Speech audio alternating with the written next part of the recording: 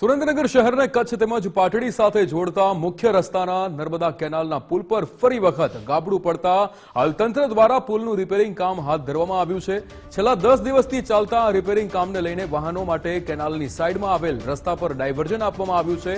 આ રસ્તો અત્યંત બિસ્માર અને જર્જરિત હોવાથી વાહન ચાલકો જીવના જોખમે પસાર થઈ રહ્યા છે, ત્યારે તંત્ર દ્વારા સત્વરે પુલ રાબેતા મુજબ શરૂ કરવામાં આવે તેવી લોકો દ્વારા માંગ ઉઠી છે। સુરેન્દ્રનગર નેશનલ હાઈવે જોડાતા નર્મદાની કેનાલનો જે બ્રિજ આવેલો છે, જ્યાં 4 થી 5 વાર ગાબડું પડ્યું છે। અત્યારે પણ ગાબડું પડ્યું છે। છેલ્લા 10 દિવસથી આ રૂટ બંધ કરવામાં આવ્યો છે, જેનો ડાયવર્ઝન આપવામાં આવ્યો છે। ડાયવર્ઝન જે આપવામાં આવ્યો છે, જે મૂળચંદ રોડ ઉપરનો જે પુલ છે, એ તો હાવ જર્જરિત હાલતમાં છે। અહીંયા તો મોટો અકસ્માત થવાની શક્યતા છે, કારણ કે આ પુલ ચાલુ નહીં થાય તો ડાયવર્ઝન એ બાજુ આપ્યું છે, એ બાજુ તો બહુ મોટી જાનહાની થાય છે। તંત્ર મને એવું લાગે છે કે આ રાહ જોઈ રહ્યો, કોઈક મોટી દુર્ઘટના બને પછી જાગૃત થાય એવું લાગે છે। છેલ્લા 1 વર્ષથી દુધરેજ ગામેથી પસાર થતી નર્મદા કેનાલ ઉપર સખત 1 વર્ષમાં 4 થી 5 ગાબડા પડી રહ્યા છે, ત્યારે તંત્ર કોઈ મોટી જાનહાનિ થતી હોય તેવું રાહ જોઈ રહ્યું છે। 4-5 અત્યારે અમે છેલ્લા 10 થી 12 દિવસથી ફરીને જઈ રહી છે।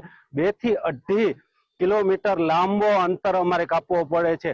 મજૂરીથી જઈને આવતા લોકો એક તો ધૂળની ડમરી અને તડકો ખૂબ જ હેરાન થઈ રહ્યા છે।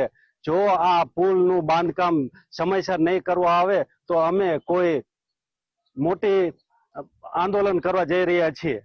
આ દુધરેજ પુલ ઉપર જે ગાબડું પડ્યું એ અહીંથી ઠેઠ કચ્છ જવા માટે આ એક જ રસ્તો છે, પણ તંત્ર કોઈ પણ ધ્યાન દેતું નથી। અવારનવાર ગાબડું પડે અને બે બાજુ બંધ કરી અને આડા મૂકી દે, અને અમે એટલા હેરાન થઈએ કે અમે 300 રૂપિયા કમાતા હોય ને તો 100 રૂપિયા તો આવા જવામાં ફરતો ડાયવર્ઝનમાં પેટ્રોલમાં જ વહી જાય અમે, અને રિક્ષા કરવી તો 200 રૂપિયા રિક્ષા, ઘાસચારો લાવવો હોય તો એનું ડબલ ભાડું ચૂકવવાનું, અને અમે ફરતા જવી તો અમે બે પુલ ઉપર સામે આવી જાય એટલે અમે નીકળી શકતા નથી।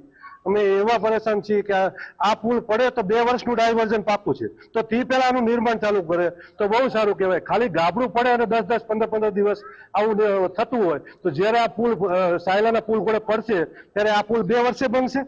ત્યાં સુધી અમારે 2 વર્ષ સુધી આ ડાયવર્ઝન ઉપર હાલવાનું રહેશે।